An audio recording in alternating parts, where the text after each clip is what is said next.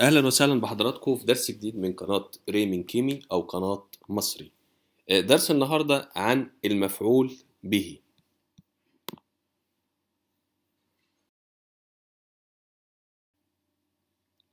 في كام نقطة كده لازم نعرفها عن درس المفعول به. فأولا التشابه بينه وبين اللغات التانية العربي أو الإنجليزي إن المفعول به في اللغة القبطية ممكن يكون اسم ظاهر أو ضمير. يعني بقول أنا كتبت الدرس هنا مفعول به اسم ظاهر، عارفين هو اللي اتكتب الدرس. ممكن اعوض عن الدرس بضمير، بقول انا كتبت اياه او انا كتبته، يبقى في الحالة دي الدرس المفعول به نفسه بقى في صورة ضمير. دي نقطة التشابه بينها وبين اللغات التانية. نقطة الاختلاف ان في اللغة القبطية لازم حاجة اسمها أداة مفعول قبل المفعول به بنحطها، او علامة المفعول بنحطها أداة المفعول قبل المفعول به في اللغة القبطية. نقطة الاختلاف التاني ان أداة المفعول دي بتتغير على حسب الفعل نفسه. يعني في افعال بتاخد اداة معينة الان او الام، وبعض الافعال الخاصة بتاخد الاي اللي هي اداة المفعول. هنشرحهم بالتفصيل فيما بعد.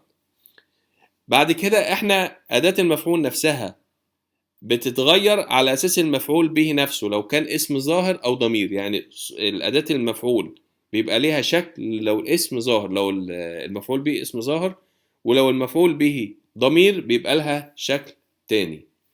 ناخد مثال توضيحي لجملة في الحاضر الأول اللي هي نسبح الله أو نحن نسبح الله. عايزين نترجمها.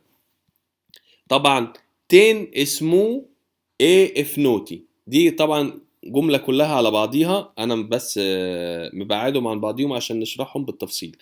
بقول تين ادي نحن في زمن الحاضر، يعني نحن بتاخد مع لما اقول نحن نسبح يبقى تين اسمه نحن نسبح عشان دي في زمن الحاضر، واسمه ادي الفعل ادي الفاعل وادي الفعل، وادي الاي اللي هي اداة المفعول للفعل يسبح، يبقى دي اداة خاصة للفعل يسبح ايه، وادي اف اداة تعريف خاصة عشان بدأت الكلمة بحروف المنور اف نوتي، ودي نوتي اللي هو الله اللي هو المفعول به نفسه اللي هو اسم ظاهر، يبقى نحن نسبح الله. تين اسمه ايه اف نوتي.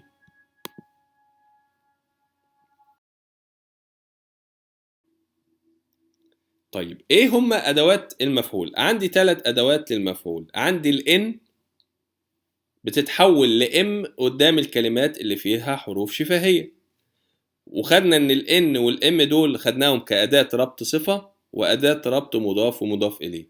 هنضيف عليهم كأداة مفعول اللي هي أداة الاي. دي بنستخدم الاي دي مع بعض الافعال الخاصه. طيب يبقى انا عندي الان بستخدم الان دايما، بتتحول الان دايما للام قدام الحروف الشفهيه، لكن بعض الافعال الخاصه اللي لازم تتحفظ بنستخدم لها اي. ايه هي الافعال الخاصه اللي بنستخدم لها اي؟ افعال اغلبها من الحواس وتدل على الفهم والحركه، بس دول لازم يتحفظوا.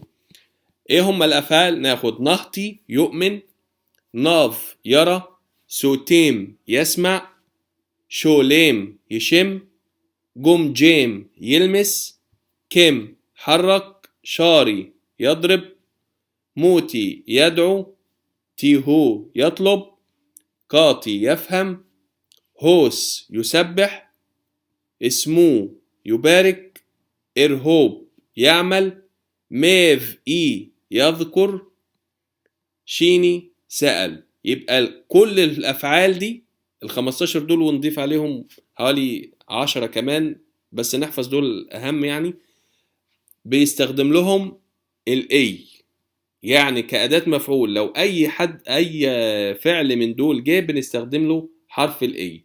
بعيدا عن دول بنستخدم الان، بس لو الكلمة قدامه حرف شفاهي بنستخدم الام.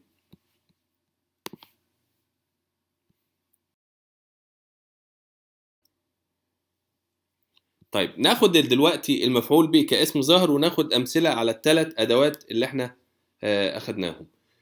نبدا باول حاجه، هي تاكل الخبز.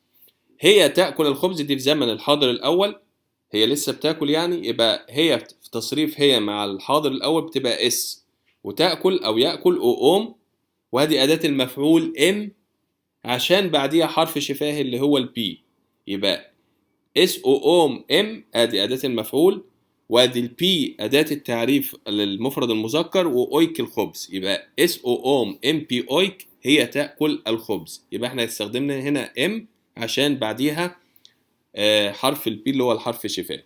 طيب تاني مثال، انا احب الاخوة.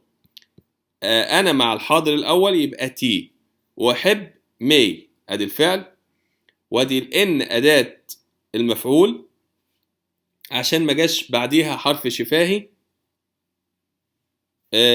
وادي ني للجمع، والاخوة أداة التعريف للجمع، وادي الإخوة اللي هي إثنيو اللي هي الإخوة، يبقى تي مي إن ني إثنيو أنا أحب مين؟ أحب الإخوة.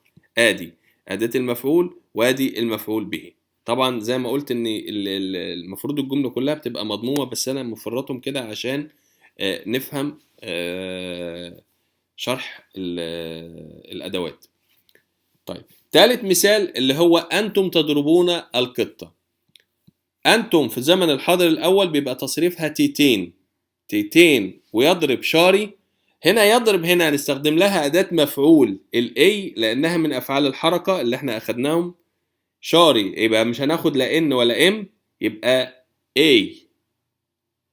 وآدي القطة نفسها آدي التي أداة التعريف للمؤنث، وآدي الشاف القطة، يبقى تيتين شاري أي تي شاف، يعني نحن أنتم تضربون القطة. هنا لاحظوا ان الاي جاء بعديها حرف شفاهي او مش شفاهي مش مشكله ما دام الفعل نفسه فعل من الافعال اللي احنا الخاصه اللي احنا اخدناهم. يبقى تيتين شاري اي تي شاف، انتم تضربون القطه. كده يبقى ده المفعول به كاسم ظاهر.